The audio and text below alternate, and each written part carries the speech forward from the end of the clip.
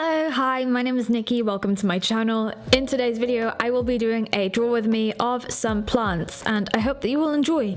How have you all been doing? It is finally another week. I would love to hear about your week and the sort of stuff that's been happening in your lives. But anyway, today I will be drawing some of these plants, and I'm using a very different technique. It's something that I did in one of my very first draw with me's.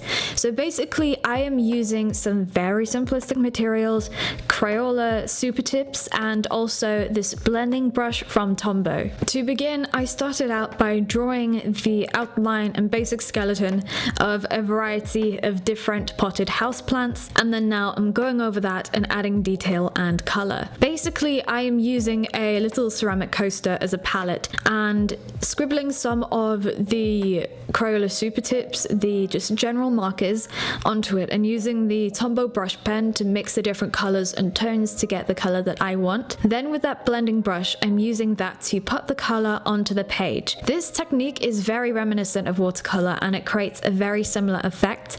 And back way before I actually started working with watercolors, this is a technique that I used to get a very similar effect. I feel it made me feel inspired to start working with the different mediums in the watercolor, and as a beginner who perhaps didn't have all the right resources, that was just starting getting into it, this technique and this style was something that really helped me be able to see what things could look like, and really inspired me to start working in all the different mediums and using these different techniques. Plus, it is very accessible. I'm pretty sure you can find these different markers in stores near you. They don't even have to be branded as well. The same with the blending brush pen. You can get that in most art stores or stationery supply stores as well. Basically, as you start to put the color onto the blending brush, it is very dense and very bright in color, but then as you start to use it, of course the color begins to run out, the pigment runs out, and then it starts to fade. It feels and looks like watercolor, but it is a little bit difficult to manipulate, so you've got to really work with it and be quite careful. One of the things with this technique is that unlike watercolors, which you can really work with and of course manipulate it in different ways to really get the desired effect,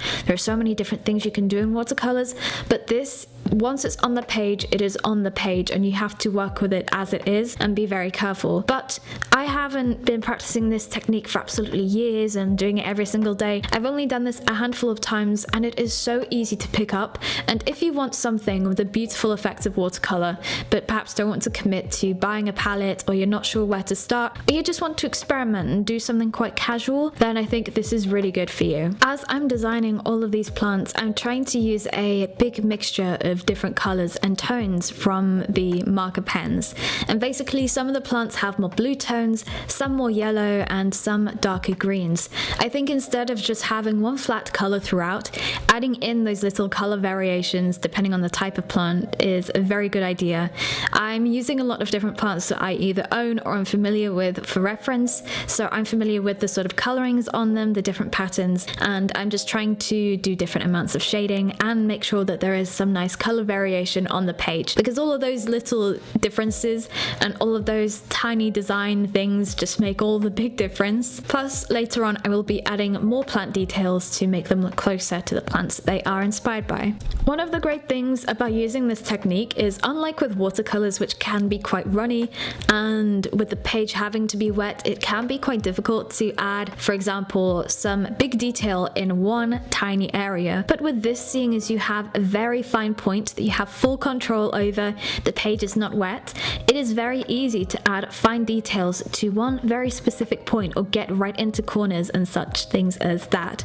So it makes the whole process very easy. But anyway, I then move on to doing the pots, and I'm going for a neutral tone color scheme with black and white. Basically, I mixed some browns and yellows, but also some peach and pink tones as well, to give that sort of terracotta look to it, but also add something else to the design so it wouldn't be just that same flat color. Of course, variation in the different pot designs too. Half of the page is full of hanging plants, so of course I also have to have these strings and hanging things on there, and the ones at the bottom are just normal pots or on stilt legs. Unlike the actual leaves and the plants where I'm adding a lot of color variation, here I'm mostly adding block color, because this is such as painted on the pot.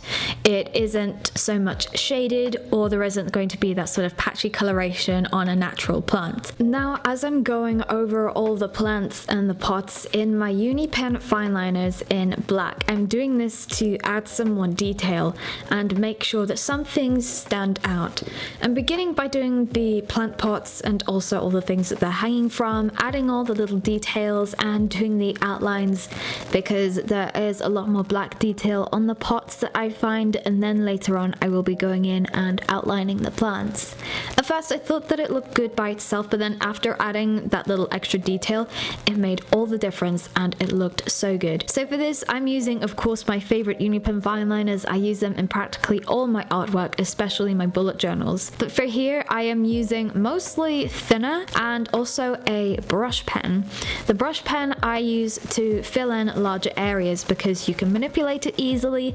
It's very similar to the tip of my blending brush, that is a type of brush pen. But also I'm using the smaller, thinner fine liners such as 0.2 and 0.1 to do the very fine details, and perhaps something like a 0.5 if I need to fill in a larger area, but I refrained from using a 0.5 and decided that the brush pen was easier because I can handle it with much more ease, of course. I began with going on the pots with a black just to outline them and add little details, just a couple extra things to make them stand out, and then afterwards I kept on adding and adding to see if there was anything else that I could do to make the pots stand out more. Then after a while I felt that there was too much white, so I tried to do some extra things to make them stand out a little bit more, but now I'm moving on to decorating the actual plants themselves.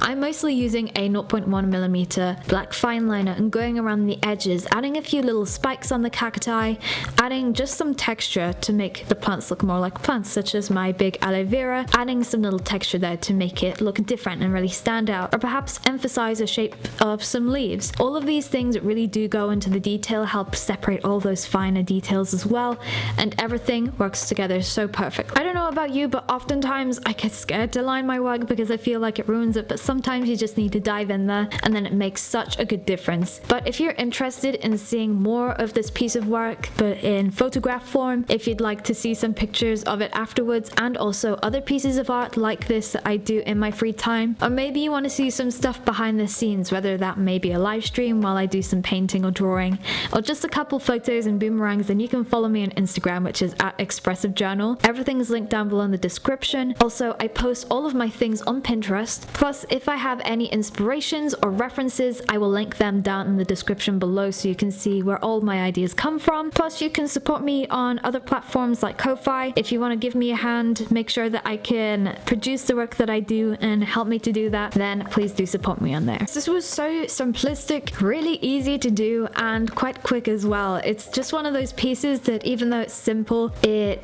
is really effective, and I enjoy doing this a lot. It is just like doing watercolors, but without the hassle, and especially if you're a beginner, you're just getting started, and you want to try out a new hobby, I would definitely recommend this technique. It is great. I have another video where I use this exact same technique and did some plant drawings, so that will be linked in the cards to this video so you guys can check them out. But if you'd like to see similar content, then of course you can follow me on here on YouTube and my other social media. I post stuff like this. I do a lot of drawing, bullet journals, and other creative things. But as you can see, I filled in some pots more with this black color, and I think that it made a great difference. I absolutely loved how this turned out, so I hope that you enjoyed. If you did enjoy, please give the video a like. Don't forget to share it. Also subscribe and press the bell to receive notifications. I post every single Tuesday, so I will hopefully see you guys next week. Bye, stay safe, and have fun.